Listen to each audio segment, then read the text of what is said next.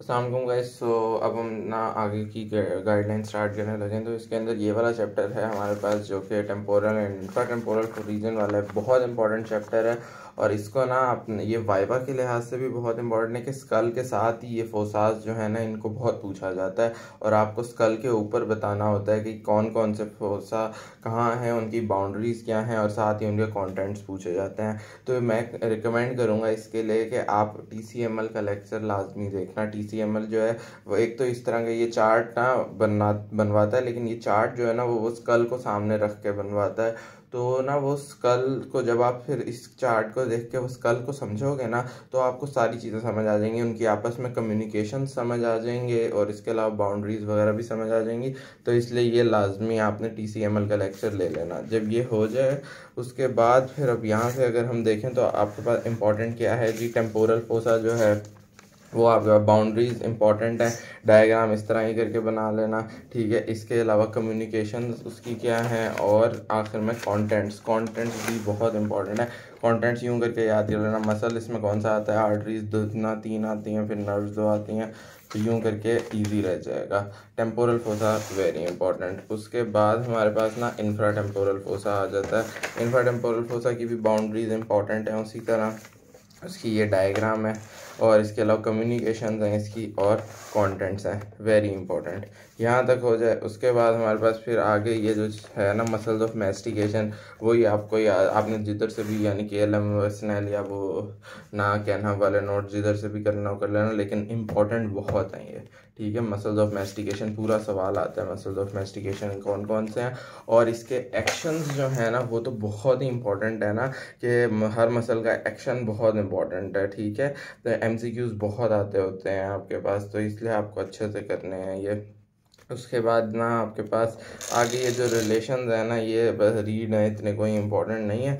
ये बस आपको पता हो कि दो हेड्स जो है ना उनके दरमियान से कौन कौन से स्ट्रक्चर्स गुजरते हैं, लेटरल टेरिगॉइड के कौन कौन से स्ट्रक्चर्स गुजरते हैं उसके दोनों हेड्स के दरमियान से, तो ये आपको पता हो बस।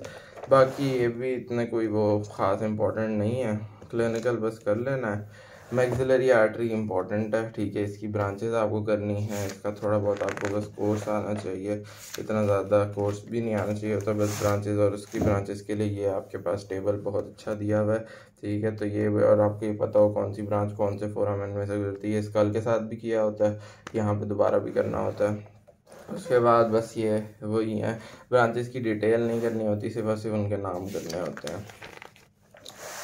उसके बाद यहाँ पे क्लिनिकल ये ना क्लिनिकल यहाँ से रीड कर लेना बस, कैसल बैक से ये बताए वैसे भी हो जाते हैं, लिटल एरिया और ये सब, लेकिन ये कर लेना नोज़ में ये वैसे हो जाता है। उसके बाद यहाँ पे इंपॉर्टेंट है क्या जी, pterygoid plexus of veins, very important very important very important, और विद डायग्राम बनाना होता है, ये इसकी डायग्राम भी TCML बनवाता है, तो इसलिए ये देख लेना। उसके बाद टेम्पोरोमैंडिबुलर जॉइंट, तो प्रॉफ का सवाल था ना हमारा, ये टेम्पोरोमैंडिबुलर जॉइंट बहुत इंपॉर्टेंट है और सब चीज़ इसका एक एक चीज़ इंपॉर्टेंट है, इसके मेरे नोट्स देख लेना साथ, उसके अंदर मैंने अच्छे से करके लिखा हुआ है, ठीक है। इसमें से सब इंपॉर्टेंट है। इसकी ये रिलेशंस ऑफ टेम्पोरोमैंडिबुलर जॉइंट भी यूनिवर्सिटी क्वेश्चन है, तो इसलिए रिलेशंस भी करने हैं आपको, blood supply nerve supply movements ये सब भी करना है।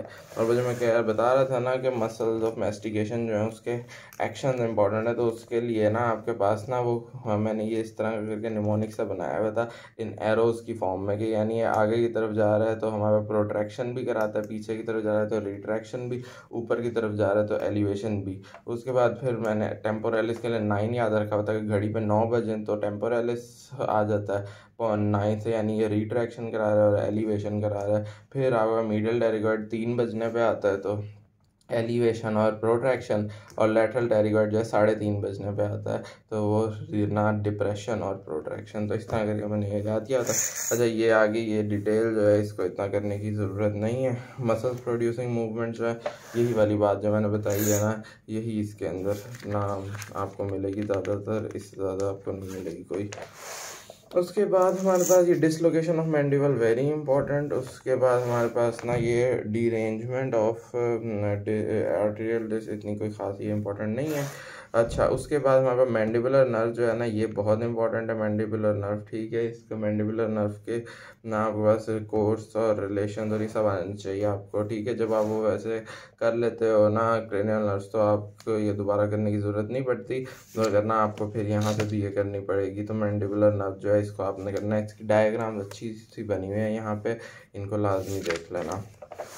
ब्रांचेस के वही नाम, और लेकिन नर्व्स के अंदर ब्रांचेस की सप्लाई भी करनी होती है, तो इसलिए ब्रांचेस की सप्लाई भी इसमें से लिंगुअल नर्व जो है ना, ये अलग से पूछी जाती है, तो इसका कोर्स हो जाएगा और रिलेशन हो जाएगा। ये वही टेबल में उसी को बताया हुआ। इन्फीरियर एल्वियोलर नर्व इतनी अलग नहीं पूछी जाती वैसे। ऑप्टिक गैंग्लियन, गैंग्लियंस तो मैंने पहले बताया था 4 गैंग्लियंस हैं। Very important, very important, very important. आपको पता होगा इस सिचुएशन क्या होती है, कनेक्शंस पता हो आपको पता हो इसकी 3 रूट्स का। सिंपैथेटिक रूट किस चीज़ से बनी होती है, इसके अलावा आपके पास ना सेंसरी रूट किस चीज़ से बनी होती है, और मोटर रूट कौन सी चीज़ से बनी होती है। ये 3 चीज़ें पता हो आपको।